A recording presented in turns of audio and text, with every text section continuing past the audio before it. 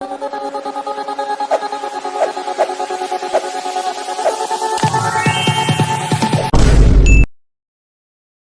Hello viewers, நான் உங்க PK வந்தாச்சு.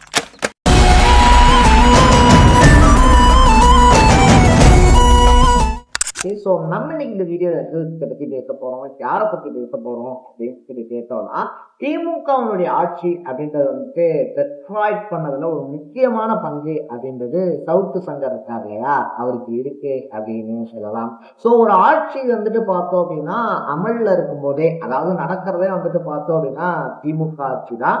அமைச்சர்கள் உட்பட, அதை தாண்டி முதலமைச்சர் உட்பட எல்லார் மேலையும் இருக்கக்கூடிய ஊழல் புகார்கள் ஆரம்பிச்சு உதயநிதி ஸ்டாலின்ல இருந்து எல்லாத்தையுமே வந்துட்டு தினம் தினம் பண்ணக்கூடிய ஊழல்கள் இருக்கு இல்லையா. ஸோ ஒரு டெண்டர் போடுறாங்க அப்படின்னா இந்த டெண்டர்ல இந்த அமைச்சர் இத்தனை % கமிஷன் வாங்கியிருக்காராம் அப்படின்றதுல ஆரம்பிச்சு பாட்டிலுக்கு 10 ரூபா அதிகமா வாங்குவதுடைய சின்ன என்ன அப்படின்ற வரைக்கும் எல்லாத்தையும் விழாவாரியா தன்னுடைய யூடியூப் சேனல்ல பேசி இன்னைக்கு இருக்கக்கூடிய பல யங்ஸ்டர்ஸ் கிட்டையும் இவ்வளவு பெரிய ஊழல்கள் வந்துட்டு அரசியல்ல நடந்துகிட்டு இருக்கு, இந்த அமைச்சர் இவ்வளவு வாங்கிட்டு இருக்காரு அப்படின்ற மாதிரி பல விஷயங்களை சொல்லி மக்கள் மத்தியில திமுகவுடைய ஊழல் சர்வாதிகாரம் அப்படின்றது இருக்கு இல்லையா, அதை கொண்டு வந்து முன் வச்சு திமுகவுடைய ஆட்சி மறுபடியும் வராததுக்கு ஒரு முக்கியமான காரணங்கள்ல சவுக்கு சங்கரும் ஒருத்தர் அப்படின்னு சொல்லலாம். அதுலயும் வந்துட்டு பார்த்தோம் அப்படின்னா, மறுபடியும் திமுக ஆட்சி அமைச்சரும் நினைக்கிறீங்க அப்படின்னு சொல்லிட்டு ஒரு கேள்வியை கேட்டுட்டு ஒரு எவில் சிரிப்பு சிரிப்பாகுவாருங்களேன், அது இன்னும் பல சவுக்கு ஃபேன்ஸுக்கும் மறக்க முடியாத ஒரு சிரிப்பு அப்படின்னு சொல்லலாம். ஸோ அவர் வெளியில இருந்தா நம்ம ஜெயிக்கிறது கஷ்டமாயிரும் அப்படின்ற கணக்கை போட்டுதான் எலெக்ஷனுக்கு முன்னாடி அவர் குண்டாஸ்லயே அடைச்சிருந்தாங்க அப்படின்னு சொல்லலாம். ஆனா புதுசா பதவி ஏற்றிருக்கக்கூடிய தாவேக அரசாங்கம் இருக்கு இல்லையா, ஸோ அவரை வந்துட்டு குண்டாஸ்ல வைக்கக்கூடிய அளவுக்கு வந்துட்டு எந்த விதமான பெரிய பிரச்சனையும் கிடையாது, அதை தாண்டி பிணையில வைக்கிற அளவுக்கு எந்த விதமான குற்றத்துக்கான ஆதாரமும் இல்லை அப்படின்றத ரீசனா சொல்லி நேற்று சாயந்தரம் 4 மணிக்கு ரிலீஸ் பண்ணியிருக்காங்க அப்படின்னு சொல்லலாம். இது வந்துட்டு இப்ப நினைச்சு பாருங்களேன் எப்படி இருக்கும். முதலமைச்சர் சொந்த தொகுதியில தோத்துட்டாரு, ஆட்சி கலந்துருச்சு, அமைச்சர்கள் எல்லாருமே அவர் யார் யார் மேலதான் குற்றச்சாட்டு வச்சாரோ மோஸ்ட்லி அவங்க எல்லாருமே வந்துட்டு பார்த்தோம் அப்படின்னா தோத்துருக்காங்க.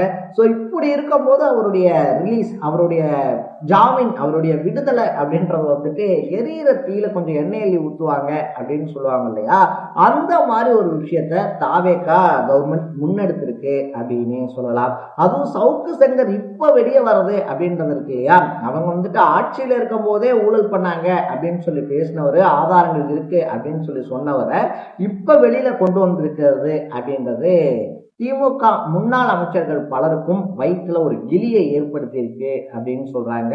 இன்னும் தாவேகா சவுக்கு சங்கரை வச்சு என்னென்ன மாதிரியான பொலிட்டிக்கல் மூவ்ஸை பண்ண போறாங்கன்னு தெரியலையே. ஏன்னா அவர்கிட்ட வந்துட்டு அதிக அளவிலான ஆதாரங்கள் இருக்கு இல்லையா, ஊழல் எந்தெந்த துறையில எந்தெந்த ஊழல் நடந்திருக்கு, எவ்வளவு கோடிக்கு நடந்திருக்கு அப்படின்றது உட்பட பல ஊழல்களுடைய ஒட்டுமொத்த பயிற்சும் அவர்கிட்ட இருக்கிறதுக்கான வாய்ப்பு இருக்கிறதுனால சவுக்கு சங்கரனுடைய விடுதலை அப்படின்றது அரசியல்வாதிகள் மத்தியில ஒரு பரபரப்பையும் பதற்றத்தையும் ஏற்படுத்தியிருக்கு அப்படின்னு சொல்லலாம்.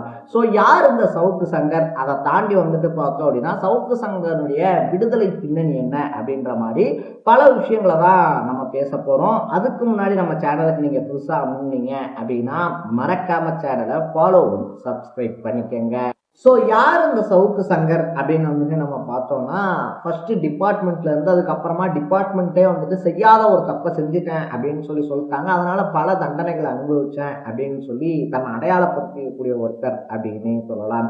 ஆரம்ப காலகட்டத்தில் சவுக்கு அப்படின்ற பக்கத்துல எழுதிக்கிட்டு இருந்தவர் அப்புறம் வந்துட்டு பார்த்தோம் அப்படின்னா வீடியோஸ் அப்படின்றதெல்லாம் போட ஆரம்பிக்கிறாரு.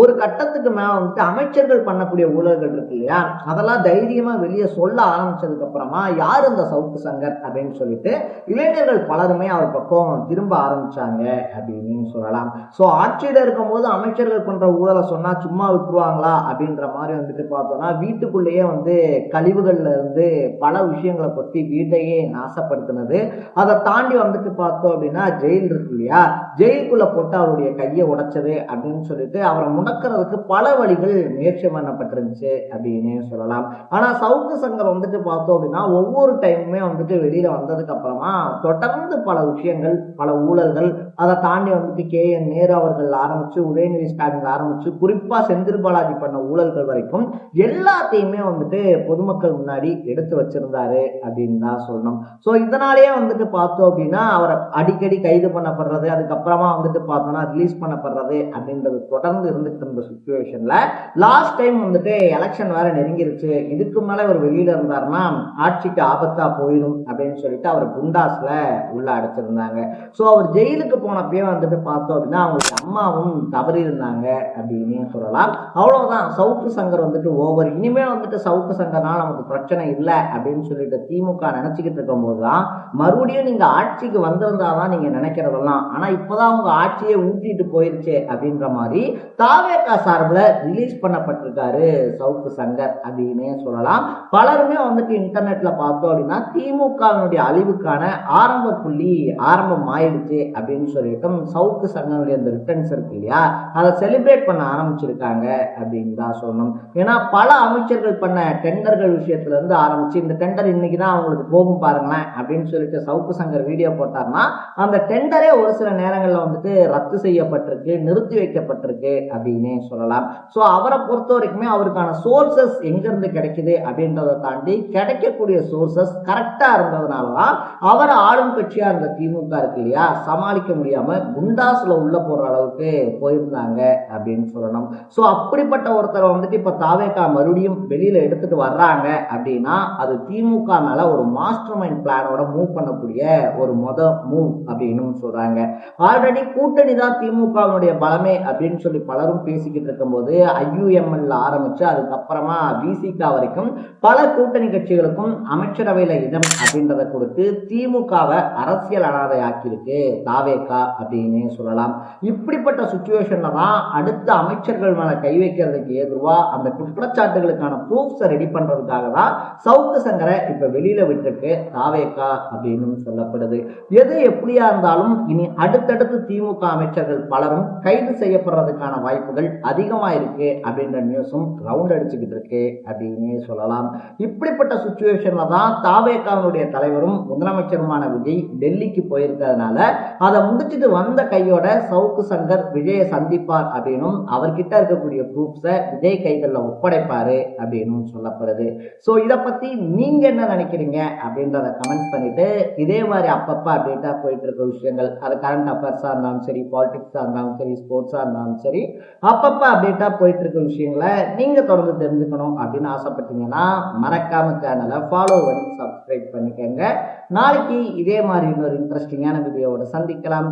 தர பை பை.